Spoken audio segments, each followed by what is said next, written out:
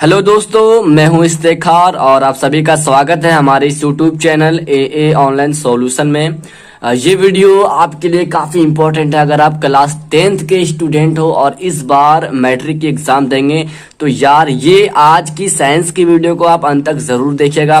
इसमें हम important subjective question discuss करने वाले हैं आपके एग्ज़ाम के लिए, जो आने वाले एग्ज़ाम है जिसमें कि आप एग्ज़ाम अगले साल देंगे। ठीक है, तो आइए स्टार्ट करते हैं। बस आपसे एक छोटी सी रिक्वेस्ट है, अगर आपने हमारे यूट्यूब चैनल को सब्सक्राइब नहीं किया है सब्सक्राइब कर देना, और ये वीडियो अगर आपको पसंद आएगा तो लाइक करना बिल्कुल ना भूलें। तो चलो स्टार्ट करते हैं जी। आज की ये वीडियो जो है आपका वो है क्लास 10th विज्ञान महत्वपूर्ण प्रश्न। इसमें हम कम से कम इसमें हम सब्जेक्टिव क्वेश्चन डिस्कस करेंगे, 2 या 3 सवाल 2 या 3 नंबर के, और कुछ सवाल आपका रहेगा। ठीक है, देखिए ये 5 क्वेश्चन आपका होमवर्क रहेगा। इसका रिजल्ट मैं बताऊंगा, इसको क्या करना है लास्ट तक बने रहिएगा। 5 सवाल का आंसर मैं आपको लास्ट में पूछूंगा, तो अंत तक वीडियो में जरूर बने रहिएगा।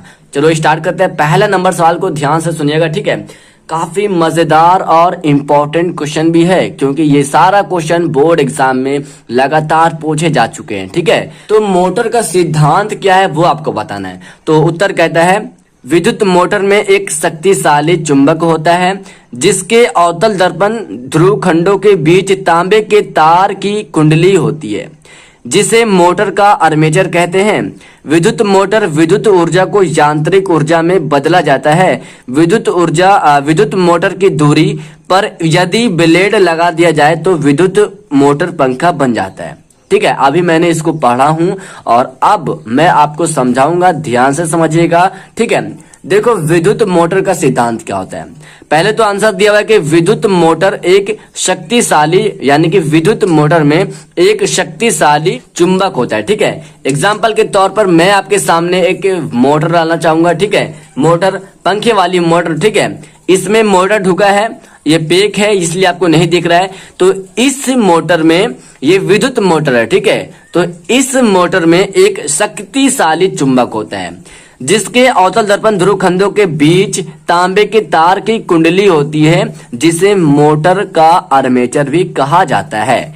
विद्युत मोटर विद्युत ऊर्जा को यांत्रिक ऊर्जा में बदला जाता है, यानी कि विद्युत मोटर की दूरी पर यदि एक ब्लेड लगा दिया जाए तो वह विद्युत मोटर पंखा बन जाता है। अब देखो यहां से समझो। ठीक है, पहले तो आप समझ गए होंगे कि विद्युत मोटर एक शक्तिशाली, विद्युत मोटर में एक शक्तिशाली चुंबक होता है, जो कि ये जो है ध्रुवखंडों के बीच तांबे का तार एक कुंडली होती है, जिसे हम आर्मेचर कहते हैं। ठीक है, अब यहां से समझो कि विद्युत मोटर विद्युत ऊर्जा को यांत्रिक ऊर्जा में कैसे बदलता है। ठीक है, देखो ध्यान से, ये क्या है, ये एक मोटर है। क्या है, विद्युत मोटर है। ठीक है, और हमें क्या करना है, विद्युत मोटर विद्युत ऊर्जा को यांत्रिक ऊर्जा में, और मैं आपको बताऊंगा कि ये विद्युत मोटर को अभी मैं बताऊंगा कि यांत्रिक ऊर्जा में कैसे बदलेगा, और मैं आपको प्रैक्टिकली अभी बताऊंगा किस प्रकार किया जाता है। ठीक है, तो देखो ये एक क्या है, विद्युत मोटर है। और क्या करेंगे, देखो ये है हमारा पावर बैंक, है ना,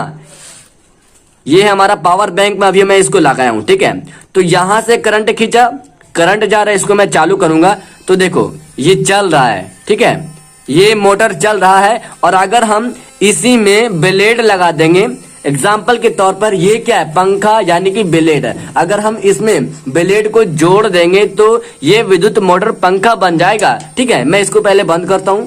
ठीक है, जैसे कि ये बंद हो गया, और अब मैं इसमें ब्लेड जोड़ता हूं। ठीक है, विद्युत मोटर में मैं ब्लेड जोड़ा, और जोड़ने के बाद ये क्या करेगा, साथ ही साथ ये विद्युत मोटर यांत्रिक ऊर्जा में भी बदलेगा, और बदलने के साथ साथ ये ब्लेड अगर लगाएंगे तो ये मोटर पंखा में परिवर्तित हो जाएगा, यानी कि पंखा बन जाएगा। देखो है ना, ये पंखा बन गया है। शायद आप लोगों को भी हवा जा रही होगी। ठीक है, क्लियर है, समझ गए होंगे। प्रैक्टिकली तरीके से मैं आपको समझाया हूं, एक बार पढ़ लेना, घर में PDF दे दूंगा। ठीक है, ओके, इसको बंद करता हूं, बंद कर दिया हूं। अब देखो क्वेश्चन नंबर 2, देखो इससे काफी इंपॉर्टेंट क्वेश्चन बनता है जी।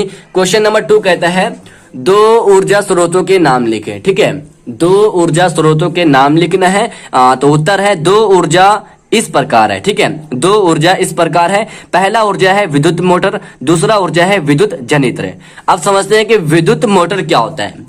विद्युत मोटर एक यंत्र है जो विद्युत ऊर्जा को यांत्रिक ऊर्जा में बदलता है। अभी मैंने पढ़ा था विद्युत ऊर्जा को किस ऊर्जा में बदला था, पंखा। जैसे कि यहां से जो करंट लिया है तो यहां से विद्युत ऊर्जा जा रहा है, ठीक है, और यहां पर जाने के बाद यहां जो ये घूम रहा है ना, ये यांत्रिक ऊर्जा में बदल गया है ना।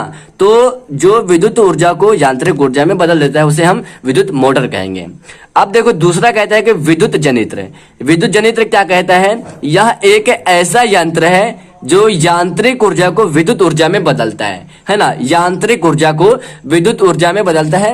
एग्जाम्पल के तौर पे मैं लेता हूं जनरेटर, यानी कि उसको कहते हो जनित्र। जनित्र क्या करता है, वह एक यांत्रिक ऊर्जा होता है, ठीक है, या वह एक यांत्रिक ऊर्जा होता है। और जब जनरेटर को चलाते हो तो उससे क्या उत्पन्न होती है, विद्युत ऊर्जा उत्पन्न होती है। तो आप समझ गए होंगे विद्युत जनित्र यानी कि जनरेटर हुआ। जनरेटर से हम विद्युत को उत्पन्न कर सकते हैं, है ना।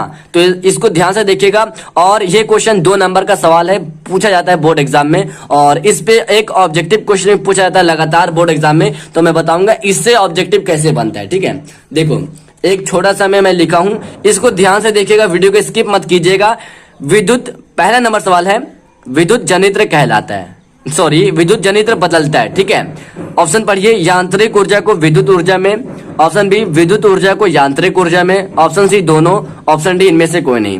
तो मैंने अभी पढ़ा, देखो विद्युत जनित्र क्या करता है, यह जो है यांत्रिक ऊर्जा को विद्युत ऊर्जा में बदलता है। अब देखो यहाँ पर ऑप्शन में है, ऑप्शन ए बिल्कुल राइट होगा, यानी कि यांत्रिक ऊर्जा को विद्युत ऊर्जा में कौन बदलता है, जनित्र, यानी कि जनरेटर बदलता है, जो कि हमारा ए ऑप्शन राइट होगा। एक क्वेश्चन इस प्रकार पूछ सकता है, देखो दोनों क्वेश्चन एक है ना, दोनों क्वेश्चन सेम है, लेकिन मैं आपको बता रहा हूं कि दोनों में से एक प्रकार का क्वेश्चन जरूर आएगा, ठीक है। पहला, अब देखो दूसरा प्रकार का क्वेश्चन देख लो, विद्युत ऊर्जा उत्पन्न करता है, ठीक है। विद्युत ऊर्जा कौन उत्पन्न करता है जी, ऑप्शन ए देखिए, मोटर, जनित्र, बल, इनमें से कोई नहीं। तो अभी मैंने बताया था विद्युत ऊर्जा कौन उत्पन्न करता है, जनित्र करता है, यानी कि जनरेटर। आपको पता होगा, बिल्कुल हमारा भी होगा, और शायद आपके भी माइंड में जा रहा होगा ये सारा इंपॉर्टेंट क्वेश्चन एंड लेक्चर भी जा रहा होगा आपको, बिल्कुल, ठीक है।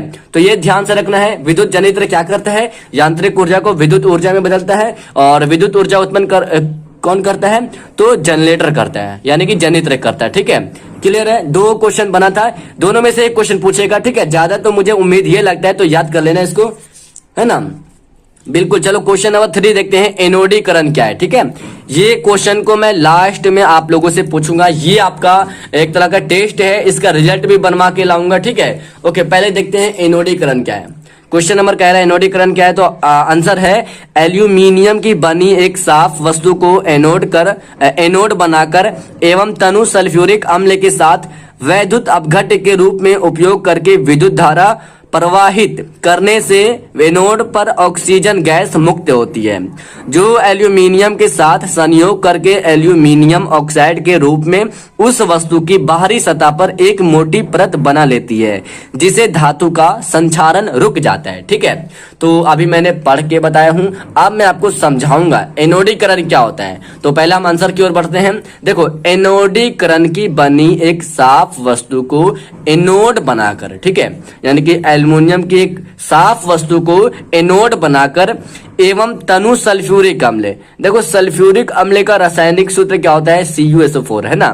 तो सल्फ्यूरिक अम्ल को वैद्युत अपघट्य के रूप में उपयोग करके विद्युत धारा प्रवाहित करने से एनोड पर ऑक्सीजन गैस मुक्त होती है, जो एल्यूमिनियम के साथ संयोग करके एल्यूमिनियम ऑक्साइड के रूप में उस वस्तु की बाहरी सतह पर एक मोटी परत बना लेती है, जिसे धातु का संचारण रुक जाता है, ठीक है। जिससे जो है ना धातु का संचारण रुक जाता है, यही होता है एनोडीकरण।